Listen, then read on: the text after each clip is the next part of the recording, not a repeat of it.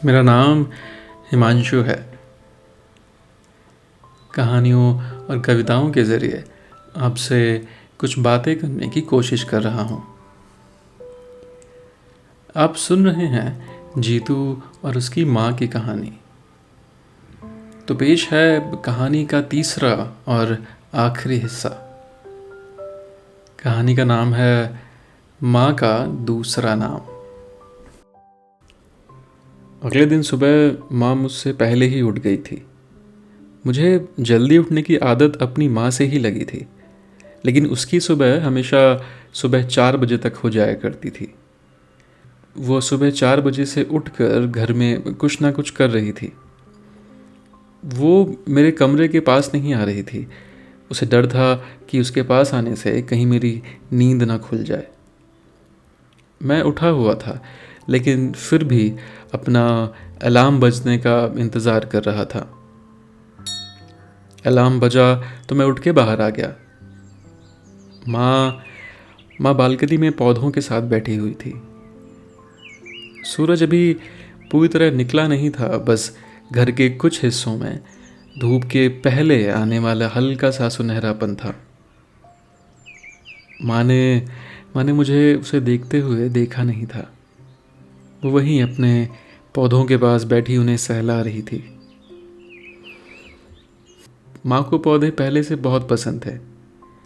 हमारे घर से चले जाने के बाद उसने अपना सारा वक्त उसके घर के पौधों को दे दिया था। उसने अपने हर पौधे का नाम भी रखा था। हम जब भी उसे अपने शहर बुलाते तो उसके बहुत सारे बहानों में से ये बहाना भी उसमें जुड़ जाता। अरे मैं वहाँ आ गई तो मेरे पौधों का क्या होगा। वो अपने पौधों से अकेले में बातें किया करती थी।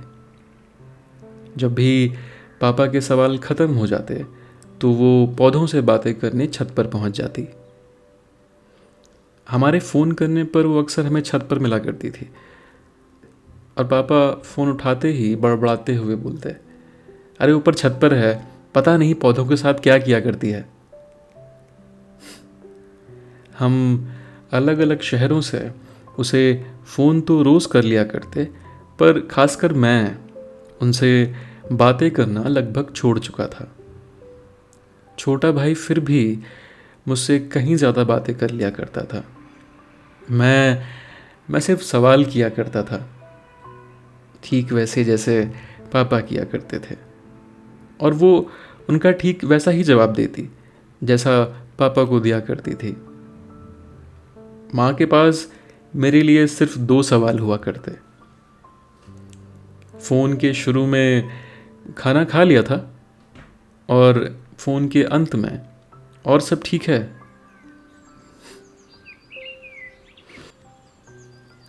अरे अरे उठ गए तुम, चाय बना दूँ। माँ माँ अचानक से मुझे डाइनिंग टेबल पर देखकर ज़रा सी चौंक गई थी। उसे पता नहीं था कि मैं भी अब जल्दी उठने लगा हूँ। मैं मुस्कुराते हुए बोला, नहीं माँ, अब सुबह ब्लैक कॉफ़ी पीने की आदत लग गई है। इतना कहकर मैं किचन में पानी गर्म करने चला गया, और माँ हमारे घर में टहलती रही। अपने टहलने में भी वो मेरे कमरे की तरफ नहीं जा रही थी। वो मेरे दरवाजे के पास जाकर वापस आ जाती। मेरी सालों पहले खींची हुई लकीर उसे अब भी दिख रही थी। मेरे कमरे की दहलीज को छूकर वो वापस हॉल में आ गई। आज एकादशी है, जीतू मंदिर चलोगे?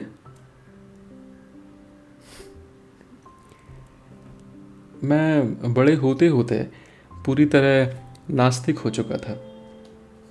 माँ की ये सारी पूजा अर्चना वाली चीज़ों पर मैं पहले हंसा करता था, फिर खींचने लगा। वो जब भी मुझसे भगवान के बारे में बात करती तो मैं भड़क जाता और उसे उल्टा सीधा सुना देता। ऐसे ही एक बार मेरे मुंह से उसके लिए गंवार निकल गया था। फिर उसके बाद माँ ने भगवान की बातें करना भी मुझसे बंद कर दी। आज अचानक इतने सालों के बाद उसने फिर से मुझसे पूछ लिया था। आज मेरा जवाब ना चाहते हुए भी हाँ में था। हाँ हाँ चलूँगा ना, चलते हैं 9 बजे तक, नाश्ता भी बाहर ही कर लेंगे। मेरे मेरे घर के पास ही एक मंदिर है, लेकिन मैं माँ को लेकर वहाँ कभी नहीं गया।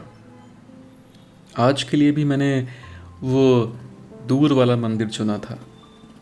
मैं चाहता था कि वो इस तरह से मेरे करीब थोड़ी ज़्यादा देर तक रहे। मंदिर के पास में ही एक अच्छा सा रेस्टोरेंट भी था। हम मंदिर के बाद वहाँ भी जाने वाले थे। मुझे पता है कि माँ की पूजा बहुत देर तक चलती है, तो मैं घर से थोड़ा बहुत कुछ खा कर आया था। माँ ने अभी भी कुछ नहीं खाया था। मंदिर में पूजा शुरू हो गई। मैं माँ के ठीक बगल में हाथ जोड़कर खड़ा हुआ था। माँ की आंखें बंद थीं और मैं अपना दिमाग यहाँ वहाँ भटका रहा था। इतने में पंडित जी ने इशारे से मुझे अपने पास बुलाया। वो पूछना चाहते थे कि क्या हमें अपने नाम से पूजा करवानी है। मैंने माँ की तरफ देखा और हाँ कर दिया। माँ और मैं दोनों हाथों में पूजा की थाली लेकर पंडित जी के सामने खड़े हो गए। पंडित जी ने अपनी पूजा शुरू करी। बेटा, नाम बताओ। जीतू, जितेंद्र कुमार। पापा का नाम? श्री गजेंद्र कुमार। माँ का नाम? अ, मैं मैं मैं सोच में पड़ गया। मुझे पापा का नाम ज़ुबानी याद था, पर माँ के नाम के पहले मुझे सोचना पड़ रहा था। माँ का माँ का कोई अपना नाम भी है क्या? हम तो हमेशा उसे माँ कहकर ही बुलाते हैं। पापा हमेशा उसे अरे सुनो कहकर बुलाया करते थे। बाहर के लोग जीतू की मम्मी और पीठ पीछे गजेंद्र की बीवी। माँ का कोई अपना नाम भी हो सकता है। ऐसा नहीं है कि मुझे माँ का नाम पता नहीं था, पर मैंने उस नाम को अपनी माँ के साथ जोड़कर सिर्फ कॉलेज के फॉर्म्स में ही देखा है। माँ का नाम ज़ुबानी मुझसे कोई कभी नहीं पूछता था। मैं बस उसका नाम लिख दिया करता था। लिखने में मेरे हाथों को उसके नाम की आदत थी। मेरी ज़ुबान पर वो नाम कम ही आया करता था। मेरी पहचान मेरी पहचान सिर्फ पापा थे। अपने समाज, ऑफिस या कहीं भी मुझे माँ के नाम से नहीं जाना जाता था। मुझे उसका नाम लेने की कभी ज़रूरत ही नहीं पड़ी। मैं मैं शायद माँ का नाम तक भूल चुका था। जजमान, माँ का नाम? पंडित जी ने जोर देते हुए पूछा। मैं सकपका गया था। माँ की तरफ देखने की मेरी हिम्मत नहीं हो रही थी। मैं ग्लानि से भरा हुआ था। मैं जानता था कि माँ भारी आंखों से मेरी तरफ देख रही होगी। मैं उसकी उन भारी आंखों से अपनी नज़रें नहीं मिला सकता था। मैंने मैंने माँ का नाम याद करने में बहुत वक्त ले लिया था। माँ मेरी झुकी हुई आंखें पढ़ सकती थी। वो सारे सवाल जिनके जवाब देने में मेरी आंखें झुक जाती हैं, वो सवाल माँ मुझसे दोबारा कभी नहीं पूछती थी। जजमान, माँ का नाम? पंडित जी ने तीसरी बार जोर देते हुए पूछा। मेरे मेरे मुंह में जुबान गायब सी हो गई थी। माँ ने खुद अपना नाम बताया और पंडित जी ने अपनी पूजा आगे बढ़ाई। मैं स्तब्ध, अपनी आंखें झुकाए, शर्म से लिपटा हुआ वहीं खड़ा था।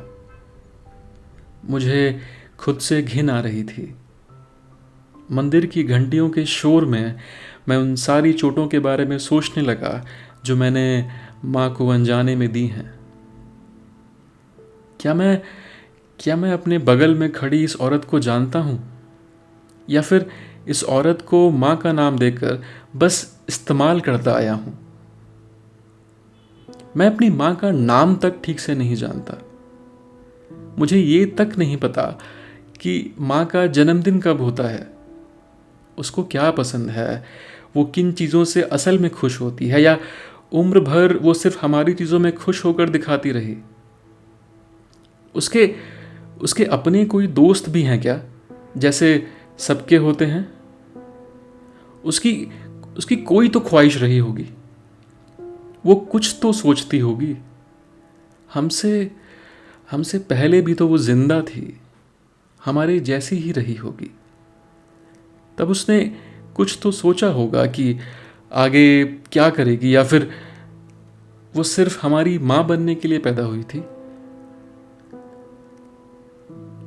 हमने उनको हमने उनको तुम बुलाना कब शुरू कर दिया? पापा को तो हम हमेशा आप कहकर ही बुलाया करते थे। इन सारे सवालों के मेरे पास कोई जवाब नहीं थे।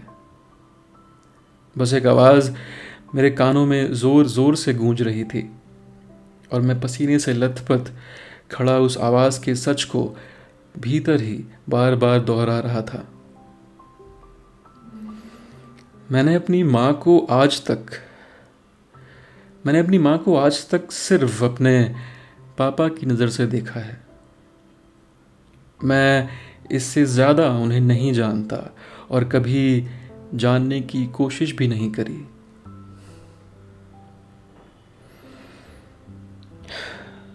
मैं अभी भी स्तब्ध खड़ा हुआ था, और मेरी आंखों में आंसू भरे हुए थे।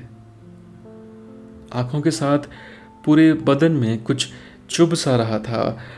माँ अपनी पूजा में व्यस्त थी और पूरी तरह मग्न थी। अभी थोड़ी देर पहले लगी अपनी चोट को वो अपनी घंटियों की आवाज़ में धुल चुकी थी।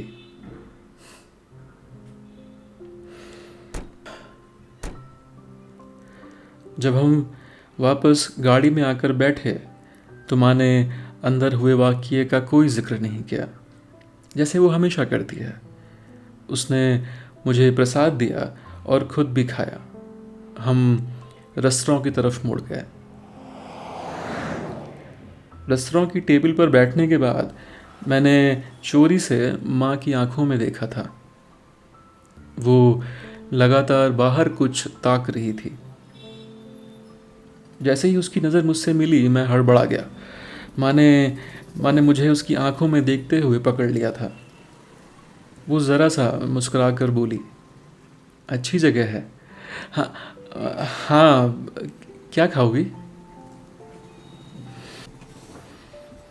माँ क्या खाएगी, उसका फ़ैसला भी हम अपने आप कर लिया करते थे। मुझे याद है, हम जब भी बाहर रेस्तरां में खाना खाने जाते तो वो क्या खाएगी ये पापा तय किया करते थे। उसका जवाब हमेशा कुछ भी हुआ करता, कुछ भी मंगा लो। फिर हम अपनी पसंद की चीज़ें उस पर थोप दिया करते। माँ ने कभी इन चीज़ों पर ध्यान नहीं दिया, और हमने ये कभी सोचा ही नहीं कि उसकी पसंद हमसे अलग भी हो सकती है। माँ ने आज भी वही जवाब दिया, कुछ भी मंगा ले। मैं फिर से अपने कुछ भी को उसके कुछ भी से जोड़ना चाहता था। शायद मेरा कुछ भी उनके कुछ भी से बहुत अलग था, पर मैंने कभी ये पूछा ही नहीं कि उनके कुछ भी में क्या क्या आ सकता है। मैंने वापस वो सवाल माँ की तरफ ही घुमा दिया। नहीं, आज तुम बताओ क्या खाना है, मैं भी वही खा लूँगा। और मैं अपने हाथ बांधकर उसको देखने लगा। माँ को थोड़ा वक्त लगा, पर अपने लिए कुछ चुनते वक्त वो हर बार मेरा चेहरा देख रही थी, ये समझने के लिए कि वो जो कुछ भी मंगाएगी वो मुझे भी पसंद आएगा कि नहीं। मैं फिर भी उसे ऐसे ही देखता रहा, और उसने अपनी पसंद के 2 प्लेट ढोकले ऑर्डर कर दिए। रेस्तरां से लौटने के बाद मैं दिन भर मंदिर के किस्से के बारे में सोचता रहा। समझ नहीं आ रहा था कि कब मैं अपनी माँ से इतना दूर हो गया कि उसका असली नाम तक भूल गया। सिगरेट का पूरा पैकेट ख़त्म करने के बाद भी मुझे रात तक इस बात का कोई जवाब नहीं मिला। ये सब कुछ इतना धीरे धीरे हुआ था कि मुझे पता ही नहीं चला कि मैं कब अपनी खुद की माँ से इतना दूर हो गया। रात काफ़ी हो चुकी थी। माँ अपने कमरे में थी। मैंने बाथरूम में जाकर ब्रश किया और मुंह धोकर अपना तकिया उठाया और माँ के कमरे के बाहर आकर खड़ा हो गया। माँ, माँ, आज मैं तुम्हारे साथ तुम्हारे बेड पर सो जाऊं क्या? माँ हैरान थी। ये शायद काफ़ी सालों के बाद हुआ हो कि हम एक कमरे में सोए हों। हमने शायद एक साथ बैठना भी बंद कर दिया था। हाँ, हमने नहीं, सिर्फ मैंने। फिर माँ को भी इसकी आदत लग गई। माँ लेटे हुए ही खुश होकर बोली, हाँ हाँ, आ जाना। इस किंग साइज बेड पर माँ वैसे भी दीवार में घुस कर सोया करती थी। बाकी पूरा बेड खाली पड़ा रहता। मैं अपना तकिया लगाकर उसके बगल में आकर लेट गया, ठीक वैसे जैसे बचपन में घर की छत पर गर्मियों की छुट्टी में हम चटाई पर लेटकर तारे देखा करते थे। माँ, मैं और मेरा छोटा भाई हम रात भर चांद और तारे देखते। माँ तारों को गिनकर जोड़ती रहती थी। हम तीनों के हाथ ऊपर हवा में उठे हुए होते। जिसका हाथ बातें करते करते पहले गिर जाता, हम समझ जाते कि वो सो गया है। माँ अक्सर माँ अक्सर अपना हाथ जानकर पहले ही गिरा लिया करती थी। जब उसका जवाब नहीं आता तो हम रात के अंधेरे में डरने लगते थे। फिर माँ की पीठ में घुसकर कब सो जाते हमें पता ही नहीं चलता। मैं कमरे के बेड पर उसके बगल में लेटा हुआ था। माँ, सो गई क्या?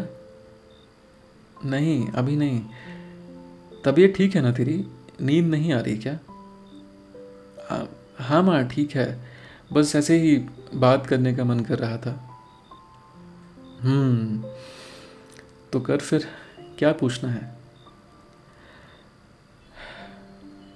माँ माँ पापा और घर में सब लोग तुम्हें तुम्हारे नाम से क्यों नहीं बुलाते थे? हमेशा सुनो ना या कुछ और ही क्यों बोलते थे?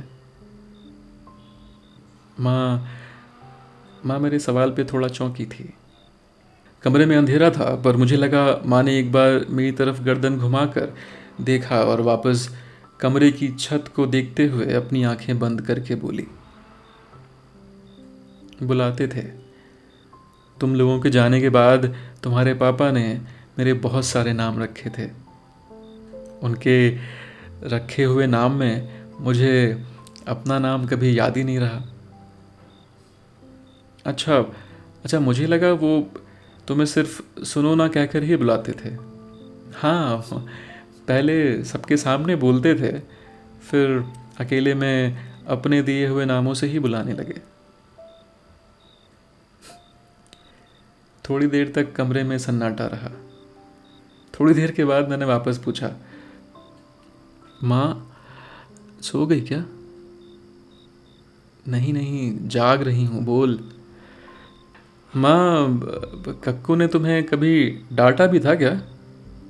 वो हमेशा मुझ पर क्यों चिल्लाया करते थे? वो मुझे कभी नहीं डांटते थे। उन्हें पता होता था कि बाग से आम मैं चुराती हूँ। एक बार पेड़ के ऊपर से मैंने उन्हें एक पेड़ के पीछे छुपकर सब कुछ देखते हुए देखा था। वो मुंह पर हाथ रखकर हंस रहे थे। पर वो हमेशा मुझे क्यों डांटते थे? क्योंकि क्योंकि वो मेरे लिए डरते थे। उन्हें लगता था कि मैं ससुराल में ऐसे ही रहूँगी तो वो लोग मुझे वहाँ के घर से निकाल देंगे। तुम्हें डांट कर वो मुझे समझाना चाहते थे। हम दोनों मुस्कुरा रहे थे और ये बात हम दोनों जानते थे। कमरे में फिर से थोड़ी देर सन्नाटा रहा। मुझे लगा माँ सो गई होगी, पर माँ के खर्राटे अब तक शुरू नहीं हुए थे तो मैं वापस बोला, माँ माँ तुमने माँ तुमने पतंग उड़ाना क्यों नहीं सीखा? हम भी सीख जाते। हमारे घर में हमारे घर में लड़कियों का पढ़ना लिखना, बाहर खेलना, ज़ोर से बातें करना, ये सब मना था। ओह, तो तुमने पढ़ना कब सीखा? तुम्हारे तुम्हारे पापा ने सिखाया। तुम लोगों के होने के पहले और बाद भी वो अकेले में मुझे कुछ कुछ सिखाया करते थे। मैं इस बात से मैं इस बात से फिर से हैरान था। सोच रहा था कि हमने पापा को कभी इस तरह क्यों नहीं जाना। मैं माँ से मैं माँ से ये पूछना चाहता था, पर इसका जवाब मुझे पता था। और अब मैं ये समझ भी सकता था कि क्यों पापा ने हमें अपना वो रूप कभी नहीं दिखाया।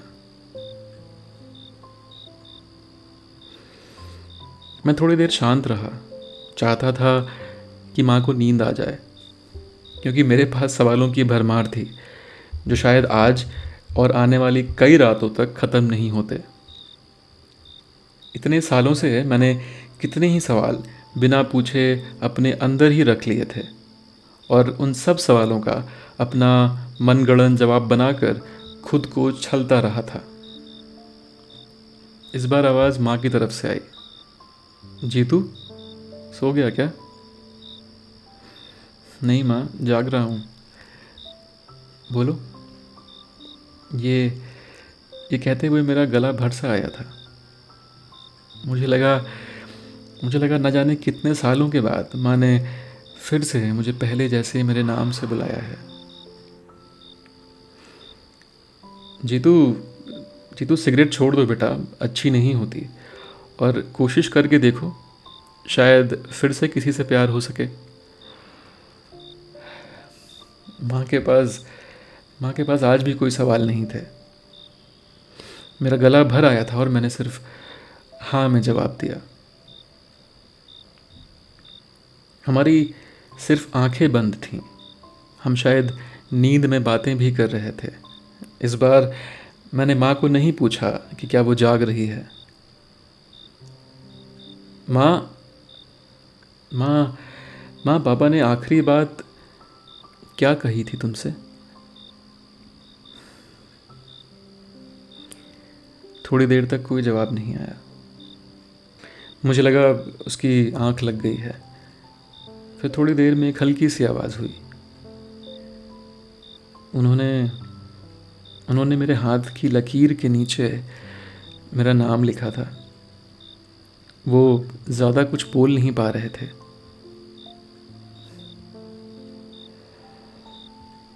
हम दोनों थोड़ी देर खामोश रहे, शायद बंद आंखों से आसमान में टिमटिमाते पापा को देख रहे थे। माँ माँ, आज से मैं तुम्हारे नाम से बुला सकता हूँ? वो अपने भरे हुए गले से थोड़ा सा हंसी, फिर बोली, ठीक है, बुला लो, पर तुम्हें नाम याद है मेरा?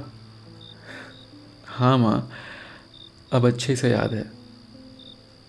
रात शायद आधी से ज़्यादा निकल चुकी थी। बाहर हल्की सी बारिश भी हो रही थी। मैं इस बार धीरे से बोला, सो गई क्या आशा? उधर से कोई जवाब नहीं आया। आशा आशा माँ की मुस्कान पहने कमरे में ज़ोर ज़ोर से खर्राटे भर रही थी।